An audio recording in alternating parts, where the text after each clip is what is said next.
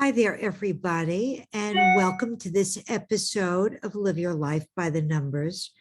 Today, we're going to be doing a deep dive into the number 22 life path, which is a great, great number to show you your heroic mission in life. The 22 is a very masterful number. It builds on a global and a very broad level. But most 22s aren't aware of the power that they possess internally. So let's turn around and let's jump right in and do a deep dive. And let me share my screen with you. And let's go into that 22 masterful life path number. Now, remember, there's divine intelligence out there. And when you're born, you are slotting in with your life path number into this specific path that is your heroic mission in life. If you follow that path, you must be successful. So let's really focus on first what our life path number is, and maybe the double-digit numbers behind the life path number that I've been showing you with each of the masterful numbers. So the number 2, as I mentioned, is the master builder. It's an even number, it's the higher vibration of the number 4. And I've mentioned that the 2, the 4, the 6, and the 8 are even numbers. It's ruled by the sun, maybe because it's so masterful in the way it goes about living its life. So the sun, of course, is ruled by Leo, and you may find Leo because of its high vibration out there. It's got the sun in its face. It's marvelous. The snapshot of life is shining on its face. Taurus, because of its ability to build and have its feet on the ground. Also Capricorn, its feet on the ground, the number of authority, building on this very large level. These 3 signs could be predominantly placed in the natal chart of a number 22. Now, like the 11 life path number, it is the higher vibration, but unlike the 11, the 22 is more balanced. Its feet are more on the ground, where the 11 life path, with all that illumination and all that dreaming, is vibrating higher. Doesn't mean that one is better than the other. Each life path in life has a specific purpose. So the 22's purpose very frequently would be to pick up that illumination, that influence, that dreamer quality of the 11 life path number, and really establish it as a reality. Take the thoughts and the ideas of the 11 and build upon them on a master level, so that all of humanity is really receiving the benefit of it. The 22 has, like the 11s and all of the life path numbers, a wealth of gifts to give to humanity. It's benevolent in nature. It's the authoritative number on a global level. It constructs massively. Think pyramids. Think the Acropolis, building on a masterful level. It's efficient because the 2 + 2 is the number 4, and the 4 wants to build its basis, foundation, on a very economical nature. But that 22 takes it broad, takes it on a global level. It's dynamic. It is global oriented and goal oriented. It's inventive. It has a compelling influence all over the place. It's success on a significant scale after some form of difficulty. Now, why would we say difficulty? Because the 4 in building its foundation isn't easy. It builds from the bottom up, but it builds slowly and of a steady nature. It tries to correct its problems as it's building up. It deals with difficult, issues and powers, but it puts its plans on a concrete level and in concrete form before it moves forward. On a negative level, you can have all of this energy and all of this greatness and do nothing with it. You're aimless, you're dull. You can go swing the other way. Instead of being one that takes the powers and the benefits of the double 2s, which is humanistic in nature, and you can become domineering, egotistical, indifferent, exaggerating everything you see, spiritless, overdoing things, oppressive in nature, overly pushy, misusing your power. Instead of being for all of humanity, you're selfish. You only want for yourself. You're a me person. Now the 22, like the 11, because the 22 is made up of 2 2s. And we know that the 2s are recipients. They receive vibrations of others. So in some way, the 22 has to be careful of picking up the mood swings and the negative vibrations of others. It could become very frightened, not understanding, why do I feel this way? One minute I feel terrific and the next minute I feel terrible.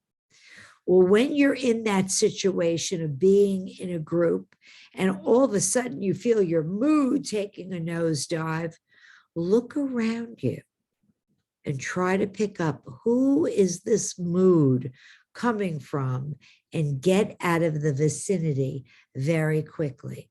Let's look at some aspects of the 11. It combines of the 11 and the 22. The 22 combines the idealism of the 11 into something that is accomplished on a very large scale. It produces and it possesses the sharp perception of the 11 and the keen awareness of the 11, but it builds that perception and awareness on a very firm foundation. It attains greatness on the material plane. That's magnificent for the number 22. As I said, think pyramids, think the Acropolis, think the Eiffel Tower, think of things that were built on a very large basis. Think out some of Alexander Graham Bell's achievements. They would represent a 22. The 22 focuses his life force energy on productive ends, which is a benefit to humanity. It is an unorthodox thinker. The 22 thinks outside the box, and it solves problems of a complex nature by solving them outside the box, bringing it inside the box, and computing it on a foundation level that we can all study and associate. It operates on a wavelength that's basically different from others, sometimes a little bit eccentric in nature. And so let's do a deep dive quickly into the numbers of Katharine Graham. Now, when I say Katharine Graham, you should immediately think of the Washington Post, a major publication, and think the Pentagon Papers. Look at what she exposed in the Washington Post. Catherine Graham's birthday was June 16th. We can see that karmic number 16. And she was born in 1917. So immediately she's born into that number 6, which is a wonderful number. She was born of wealthy parents. And the 16 is a number that attracts people. It's a karmic number of illicit love affairs in a former life. So she might have stayed away from that in this life, or that might have been a problem in her life. She was born in 1917, which is the number 18 when we add it, and that is the number of big establishments. And we know that publishing is very, very big in nature. When we add the 6, the 16, and the number 1917 together, excuse me there, we come to the number 1939. And when we add 1 plus 9 plus 3 plus 9, we come to the life path number 22. So she's born under the 6, which is born under wealth, where family was very important. Her father purchased the Washington Post in 1933 for slightly under $825,000, bought the paper anonymously, and upon her death, she inherited the newspaper from her father. So let's look at Catherine Graham's name as well as her life path number. The vowels in numerology that vibrate to each letter in the alphabet, if it's a vowel, the vowel is put above the name because that's your soul urge number. That's what you're born with, that gift in your soul. That's what you already know what to do. So the vowels always go above the letter, that the vibration goes above the letter that the vowel represents, the number vibration, and the consonants, the number vibration goes below. So in the name Catherine, we see that her first name, Catherine with a K, and she's born, that K is the 11th letter in the alphabet. So it's really vibrating faster, even though we give it a 2 vibration. So the vowels in Catherine are a 20. Catherine must have been an easier, more agreeable, a shy individual to get along with. And the consonants in Catherine, how she appeared to others, was a 26. 2 plus 6 equals 8. As you noticed, I mentioned that publishing vibrates to the number 8, authority, influence. So we know that Catherine automatically appeared to others as somebody who could really take over this publishing establishment when her father died. Graham has 2 A's in it. They vibrate to a number 1, each one of them. So even though the family name of Graham had the 2, Catherine Graham's vowels, her soul urge, the total vowels in her name, her first name and her last name, again vibrated to that master number 22. Looking at her consonants, how she appeared to others, not really what she possessed here internally in her soul urge, but how others saw her. Graham, the number Graham is that 28 number. It's the number 1, but it's a number 1 that gets along with other people easier. Also does a solo. The Graham The Grahams owned the paper by themselves. So when we add the consonants in her name, the 26 and the 28, we come to the nine number, but through a 54. And remember that the 5 comes first. It's the number of promotion. It's the number that makes things better. And it's always on the go. It's improving itself. It's progressive in nature. And publishing the Pentagon Papers was really a big deal when that was published. 5 plus 4 is the number of humanity. So when we look at Katharine Graham, we can see that Katharine Graham possessed a 22 life path number, and a life path number which is masterful in nature. And she also, in her soul urge, possessed the 22 number, as well as appearing very humanitarian to other people. So that's our deep dive here into the 22 life path number. Again, I don't do readings. So if anybody tells you out there that Sylvia DiPietro just gave you a reading, that's not true. Because vocationally, I am a trust and estates, an elder law, and a mental hygiene and a mental health litigator. That's my vocation. My gift to you is my over 50 years of studying numbers as an avocation. I absolutely adore this avocation because it reveals so much about anyone, everyone and everyone and anyone. It's very, very easy to compute. And if you're out there and you'd like to learn more, just send me a message, like and subscribe, the button down below.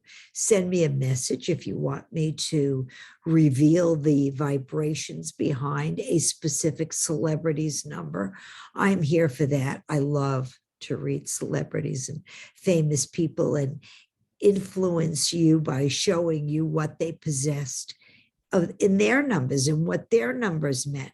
I also have 4 books up on Amazon, volumes 1 and 2 of Live Your Life by the Numbers. The original book I wrote in 1991, and I've improved upon it in volume 1. I have another book, Raise Your Kids by the Numbers. It's a great book for parents and teachers and people that want to study the vibration of young people before they grow into adulthood. And it shows you how their vibrations manifest themselves when they're younger. And my 4th book is on double digits. And why? Because you and I and many people have the exact same life path number, but they're formed by other numbers. And as we go deeper and deeper into the study of numbers, the double digits, both as soul urges, as consonants, as birthday numbers, as life path numbers, they possess different vibrations. They might reduce to a single digit, but having double digits that they form under give us a wealth of information on why you and I have the same life path number or soul urge number, but we're totally different in nature. So I want to thank you all for joining me today. I want to remind you that today is more precious than you know. So please live your life by the numbers and review my books and send me some messages if you like and you subscribe. And don't forget to live your life by the numbers. Bye for now.